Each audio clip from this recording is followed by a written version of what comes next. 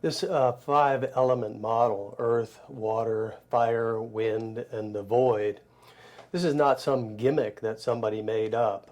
This model has been used and is continued to be used in various cultures around the globe, and it's been used for centuries.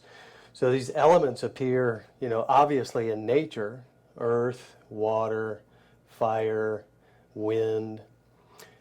Outside of us in that respect. They also appear inside of us as part of our bodies, you might say. So your body itself would be the earth element.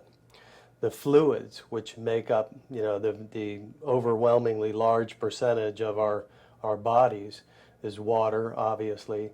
Fire is the energy, the life energy in us.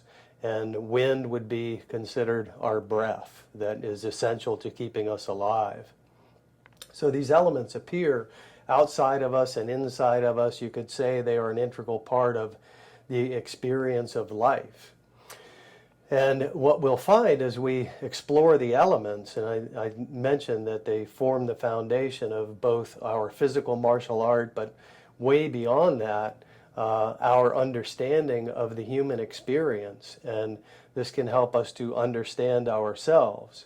So as you get exposed to these elements, you'll find that generally speaking, pretty accurately, you'll resonate very strongly with one of the four elements. And then conversely, you may find one of the four elements kind of even uncomfortable, and the other two will fall somewhere in the middle. So in this way, through our martial arts study and training, we recognize our personal strengths, and obviously we want to maximize strengths. And we also recognize where we might be a little bit weak in terms of these elements. So for example, I have people who are, you might call them naturally fiery. So the idea of being aggressive and pushing, and many martial arts operate just on this one element, where I'm going to overwhelm or overpower with forward energy. Some of those folks that I experience will tell me, I can't grasp the idea of backing up. I don't ever back up.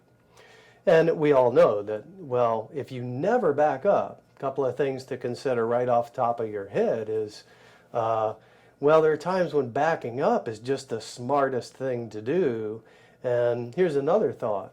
If you never back up, you're always forward and aggressive, it's pretty easy for me, if I recognize that, to set up a trap that you'll just walk right into, because that's the way you do things. So not only understanding ourselves, but understanding others as well as we become more and more familiar with these elements. So generally speaking, the elements can be laid out in a 9-box, sort of a tic-tac-toe grid, sometimes referred to as a mandala. And the four primary directions would be where these elements would lie: earth, water, fire, and wind. And in the center would rest the void element.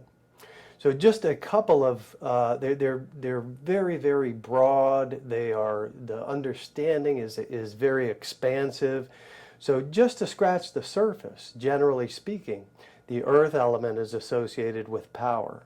The water element is associated with knowledge. The fire element is associated with energy, and the wind element is associated with action.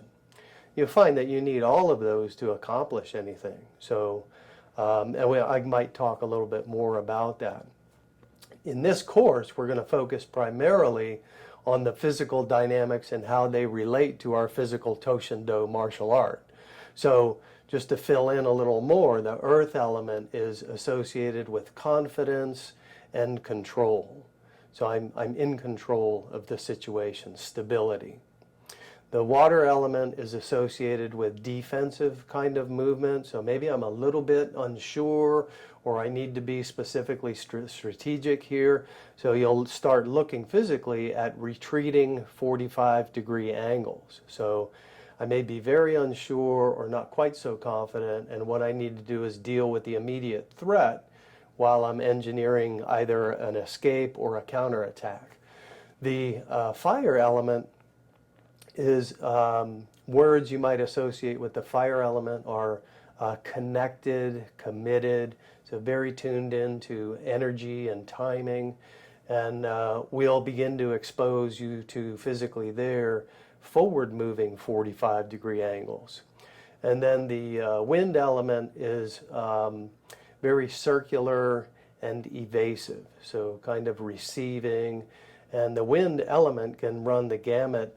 If you use an analogy, the wind element can run the gamut from a summer breeze where I'm kind of just disappearing, I'm almost not there, all the way to a Category 4 tornado.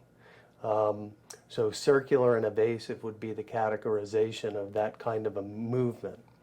So let's go into the dojo and we'll run through these elements. We'll take a look at, in a little more depth, the nature of the energy of the elements.